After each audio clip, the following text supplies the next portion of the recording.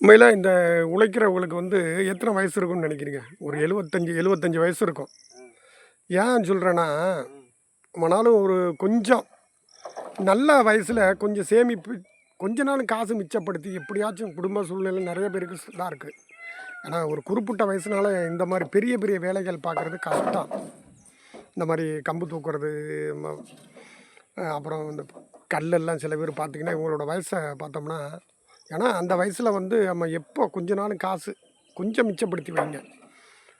இதுக்கு சொல்றேன்னு உங்களுக்கு நல்லா புரியும். ஏன்னா நெறைய பேருக்கு பிரச்சனைகள் இருந்துக்கிட்டே தான் இருக்கு. நம்ம சாகுற வரைக்கும் மனுஷனுக்கு பிரச்சனை இருக்கும்.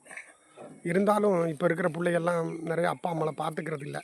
எல்லாம் நம்ம பார்த்துக்கிட்டு தான் இருக்கோம். எல்லாமே இப்ப நடக்கிறது. அதனால கொஞ்சம் சேமிச்சு வைங்க, உங்க வயசான காலத்துல. ஏன்னா ஒரு குறிப்பிட்ட வயசுக்கு மேல அடுத்தவன்ட்ட போய் நம்ம கையேந்திக்கிட்டு பொழைக்கக்கூடாது.